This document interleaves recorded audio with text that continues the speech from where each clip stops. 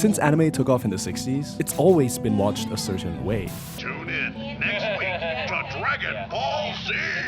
But things are changing as we speak. New surveys show that up to 74% of viewers today aren't watching anime the way it was intended anymore. Instead of tuning in weekly to catch the latest episodes of animes they like, people are waiting months for shows to finish airing and then devouring all their favorite titles in one glorious binge. And that's really bad for us. And this is a legitimate problem for many people. Stress, anxiety, and depression This video is about what happens to our bodies when we binge, can hurt your brains. why we do it, What is happening when we talk about fear of uncertainty? and the devious way binge watching became the de facto mode of consuming media today. Let's start with you.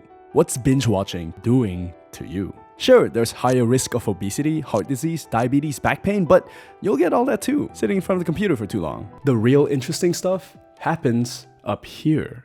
During a binge session, the prefrontal cortex, our brain's center for logical decision making, shuts down. When this happens, we temporarily become less rational and more impulsive. And this state of heightened impulsiveness is exactly what makes it so easy for us to hit that play next button at 3 a.m. when we have to be up by 7. God damn it. Next, our anterior insula, the part of our brains crucial in keeping us self-aware, falls asleep. This is what causes us to zone out during a binge. It's how we can sit down after dinner with a show, blink, and suddenly it's dawn the next day. But probably the worst thing about binging happens in this alien-looking part of our brains, the nucleus accumbens. Every time a character does something funny, powers up, or flashes us, this happens a lot in anime, our nucleus accumbens releases a little bit of the feel-good hormone dopamine. So when we binge episode after episode of a show, our brains get flooded with the stuff. And while having too much happy juice in our brains sounds like a good problem to have, it's actually terrible, because our brain, over time, builds resistance to it. And when we become resistant to dopamine, it gets harder for us to feel happy, which can lead to depression. By now, you probably agree, binge watching is really bad for us. Studies suggest that all the negative effects combined translate to an 11% increase in mortality per hour we spend glued to our screens. But that doesn't make sense. If binge watching was so terrible, then how did it become the predominant way of watching anime today? Well, what if I told you the cards were stacked against us from the start? To understand what I mean, we're gonna have to expose the media industry's dirty little secret. We started this video talking about anime, but this actually goes way beyond just that. In the last 10 years, a forgotten theory has come out of the woodwork and stolen the spotlight. Enter the attention economy. Coined by psychologist Herbert A. Simon in 1971, it theorized that as the world grew more connected, information would become more accessible. But when information got more accessible, it would also be less valuable. That's because there are limits to how much information we can consume. For example, YouTube today gets over 500 hours of content uploaded to the site every minute. Doesn't matter how hard you try, you'll never even come close to seeing all the cat videos. I tried. What that means is, in a world saturated with information, it's our attention that ends up being the most valuable resource. And when corporations started piecing this together, an arms race broke out.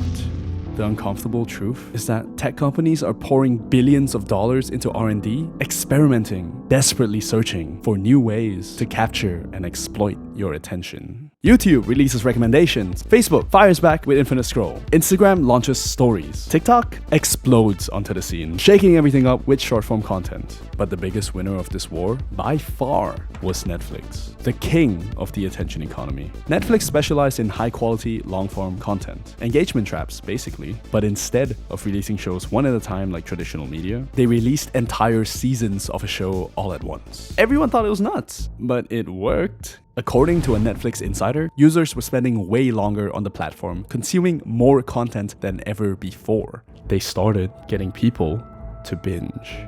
And as Netflix grew from 5 million users to 100 million to almost 300 million users today, binge watching evolved to become the default viewing experience for most people. So Netflix figured out through a ton of R&D that giving people the power to overconsume media was the key to keeping them chained to their screens. But that's not the full story, is it? Netflix only gave us the tools. End of the day, it's still us, the users, who decide whether or not to pull the trigger on each episode. And according to studies, north of 70% of us can't stop ourselves from firing. So then, what is it? What makes it so hard for most people to control themselves when it comes to binge watching? The answer is rooted deep in human psychology. As humans, we evolved to hate uncertainty. Our ancestors lived in harsh, unpredictable times, where being uninformed almost always guaranteed certain death. And because of this, we developed a strong, almost compulsive drive to want to know how things will end. You know how when someone's telling you a secret but stops halfway, you go crazy trying to figure out what they're gonna say? It's kinda like that. And because anime and shows in general tend to always end episodes with nail-biting cliffhangers, we end up in this psychological wrestling match with our inner caveman, losing most of the time and binging our nights away.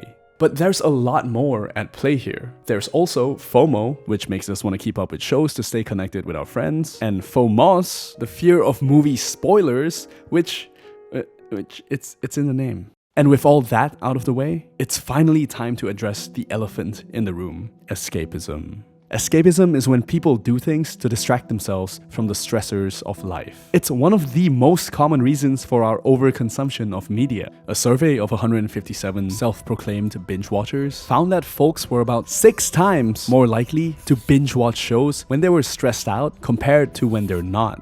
It makes total sense. The more we suffer, the more we try to escape by indulging in fun distractions. And TV shows are great distractions, because when you're immersed in someone else's story, you have the luxury of forgetting about your own. The worst part of it all? It's a never-ending cycle.